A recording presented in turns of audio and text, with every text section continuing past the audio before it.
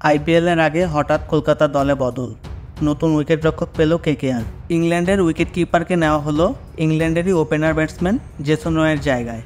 ব্যক্তিগত কারণে এবার আইপিএল খেলতে রাজি নন জেসন রয়, সেই কারণেই তাকে বাদ দিয়ে ফিল সল্টকে নিল কেকেআর।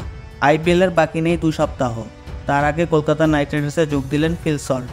ভিডিওটি শুরু করার আগে আপনি যদি আমাদের চ্যানেলে নতুন হয়ে থাকেন, এখনই চ্যানেলটি সাবস্ক্রাইব করে আমাদের পাশেই থাকুন। আর অলরেডি যদি সাবস্ক্রাইব করে থাকেন তাহলে অসংখ্য ধন্যবাদ। চলুন শুরু করা যাক। ইংল্যান্ডের উইকেট কিপারকে নেওয়া হলো ইংল্যান্ডের ওপেনার জেসন রয়ের জায়গায়। ব্যক্তিগত কারণে আইপিএল খেলতে রাজি নন জেসন রয়, সেই কারণেই তাকে বাদ দিয়ে ফিল সল্টকে নিল কেকেআর। গত রবিবার আইপিএলের তরফ থেকে জানানো হয় যে সল্টকে নেওয়া হয়েছে। সেই সঙ্গে এটাও জানায় যে রয় ব্যক্তিগত কারণে আইপিএল খেলতে রাজি হয়নি, ফলে আইপিএলে কেকেআরের একজন বিদেশি ওপেনার প্রয়োজন ছিল। সেই জায়গায় সল্টকে পাওয়ায় লাভ হলো কেকেআরের। সল্ট উইকেট রক্ষক। কেকেআর দলে আফগানিস্তানের রহমানুল্লাহ গুরবাজ রয়েছেন, তিনি ব্যর্থ হলে সেই জায়গায় সল্টকে খেলানো যেতে পারে। সল্টের দাম ছিল 1.5 কোটি টাকা। আগ্রাসী ব্যাটসম্যান হিসাবে তিনি পরিচিত।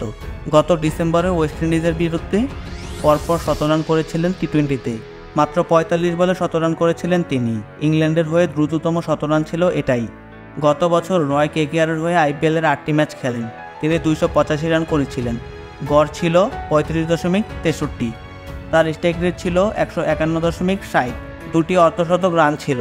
সাকিব আল হাসান জানিয়েছিলেন তিনি খেলবেন না, তারপরে রয়কে দলে নিয়েছিল কেকেআর। এবার তার জায়গায় এলেন সল্ট। দর্শক, আপনাদের কি মনে হয়, সল্টকে নিয়ে কেকেআরের কি লাভ হয়েছে, নাকি জেসন রয় থাকলেই লাভ হতো?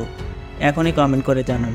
আর এরকম নতুন নতুন খেলাধুলা বিষয়ক ভিডিও পেতে এখনই আমাদের চ্যানেলটি সাবস্ক্রাইব করে আমাদের পাশেই থাকুন। ধন্যবাদ সবাইকে।